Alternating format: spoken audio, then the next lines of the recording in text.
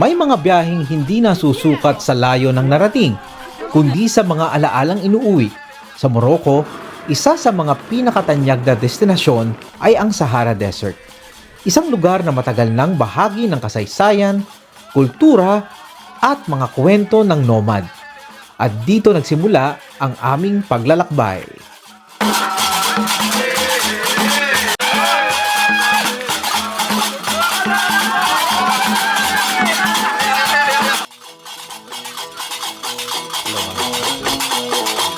Himbing pa lang ang araw sa PES nang sunduin kami ng aming minibus. Habang tulog pa ang karamihan ng lungsod, kami naman ay nagsisimula na sa mahigit 10 oras na paglalakbay patungo sa pinakamalaki at pinakamainit na disyerto sa buong mundo. Sa ganitong klaseng biyahe, ang destinasyon ay mahalaga, ngunit ang mga madadaanan ay may sarili ring kwento. Hoy, ano yung ginagawa mo dyan? Ginugulo ko to. Naiinis sa akin. Okay. Linlin. Tutulog daw siya eh. Linlin. Sandali, nasa na tayo. Hindi na natin natapos yung vlog natin kahapon. Pasensya na kasi talagang iba masama ang pakiramdam So namin pang 6 day na ba natin ngayon? Hindi ko alam. 100 million days na. Pero papunta kami I dun sa lost Sahara track of Desert, time. no? Nandito kami sa Alps. Nasa out. Ifran. City of Ifran. Medyo kakaiba yan. Ito ang kanilang Switzerland. Marami daw snow dito Pag during winter. Malamig ngayon eh. Malamig siya. So, Mm. ayan, halika. Halika, punta na kami sa sasakyan. Ito ang kanilang Hapalunlom. Mula sa makikitid na lansangan ng FES, napalitan ito ng kabundukan, malalawak na lambak, at mga kagubatan tahanan ng Barbary Macaques, ang Asrau Forest. Nandito ang mga unggoy na likas na matatagpuan sa bahaging ito ng Morocco. Huminto kami upang makita sila ng mas malapitan. Hindi lamang pala buhangin na naghihintay sa Sahara. Ang mismong daan papunta rito ay isa na ring paglalakbay sa iba't ibang mukha ng Morocco.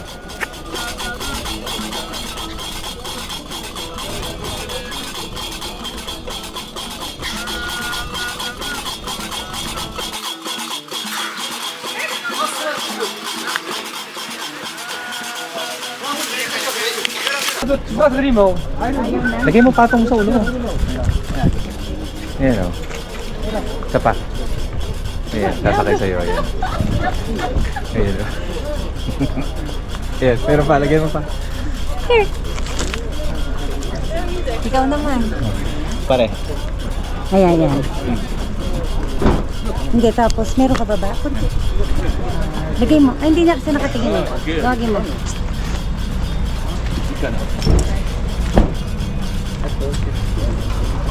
Okay na? Okay na? Picture naman, picture. Habang papalapit kami sa disyerto, unti-unti na ring nararamdaman ng init at alikabok. Dito kami tinuruan ng aming lokal na guide kung papaano isuot ang tradisyonal na turban o cheche. Hindi lamang ito bahagi ng kanilang kultura, isa rin itong praktikal na proteksyon laban sa buhangin, hangin at matinding sikat ng araw. Minsan ang simpleng piraso ng tela ay nagiging pinakamahalagang kagamitan sa gitna ng disyerto.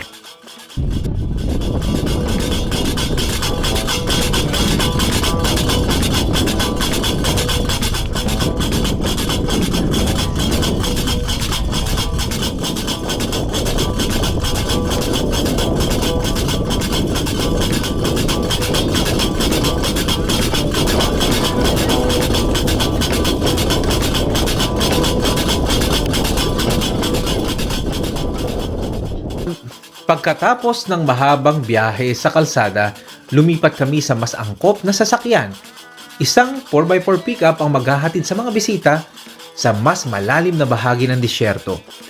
Unti-unti nang nawawala ang sementadong daan, buhangin na lamang ang nasa paligid at doon mo mismo mararamdaman na papasok ka na sa ibang mundo.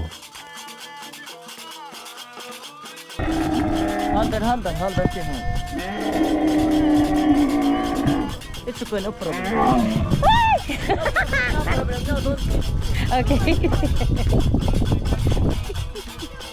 Isa sa mga pinakakilalang karanasan sa Sahara ay ang pagsakay sa kamelyo. Sa bawat hakbang nito sa ibabaw ng mga buhangin, tila bumabagal ang oras. Habang papalubog ang araw, nagbabago ang kulay ng disyerto. Mula sa matingkad na ginto, nagiging kahel. Hanggang sa mapulang tila apoy, hindi nakapagtatakang maraming manlalakbay ang nagsasabing ito ang pinakamagandang bahagi ng kanilang paglalakbay sa Morocco. JDL. This is JDL. Hi. Doon na, kamusta na? Okay naman. Happy ka Eto, na? Yes, yes. I did my camel ride while watching the sunset. Ano pakiramdam ng camel? Masaya Masaya naman, ano? Sa paglalakbay, bahagi rin ang pakikipagtagpo sa mga lokal. May ilan sa kanila ang nag-aalok ng mga handmade souvenirs. Para sa iba, simpleng alaala lamang ito. Ngunit para sa mga nagtitinda, ito ang kanilang kabuhayan sa gitna ng malawak na disyerto. Hmm. 150, 1050, 150. Yes. And this is 50.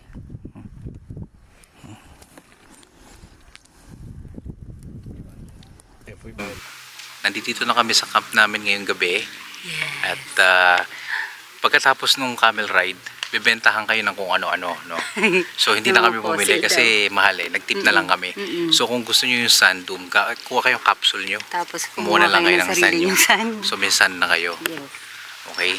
So ngayon, di pa tapos ang gabi. Meron pa ditong kung ano-ano. Ito yung... Thank you. Assalamualaikum. Waalaikum salam. Where are you from? Pilipini. Yeah. Sama.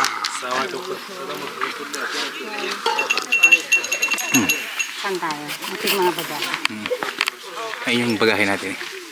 Pagsapit ng gabi, nagtipon-tipon ng mga turista mula sa iba't ibang bansa. Sa paligid ng malaking apoy, sinabayan ng tradisyonal na musika at mga tambol ang malamig na hangin ng disyerto.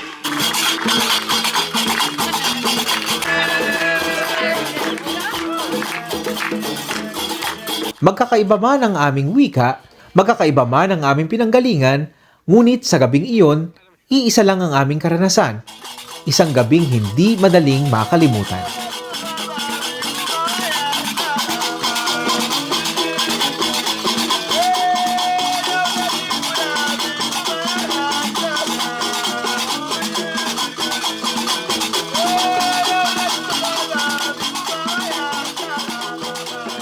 Kinabukasan, bago tuluyang sumikat ang araw, muli kaming umakyat sa mga buhanginan. Tahimik ang paligid. Unti-unting nagliliwanag ang kalangitan. At sa araw na iyon, may isa pang dahilan para maging espesyal ang umaga. Kaarawan ng aking may bahay. Sa gitna ng Sahara Desert habang sumisikat ang araw, hindi niya mapigilang mapaiyak. Hindi dahil sa lungkot, kundi dahil may mga sandaling hindi kayang pantayan ng anumang regalo. Ang maranasan ang isang panibagong taon ng kanyang buhay sa isa sa pinakamamanghang lugar sa mundo ay isang alaalang mananatili habang buhay. It's my birthday today, and then my dream is to see the sunrise in the Sahara Desert, and this is in my bucket list. Here it is. I'm sorry, I'm crying. Yeah, it's always been my dream to witness this, and I am witnessing this on my birthday. Happy birthday! Thank you. I'm 48. 48 in the desert. Matapos ang almusal, oras na upang magpaalam sa Sahara. Habang nagsisimula ang mahabang biyahe, napaisip ako, may mga lugar na binibisita lamang at may mga lugar na nagiiwan ng bakas. Para sa amin, ang Sahara Desert ay hindi lamang isang destinasyon.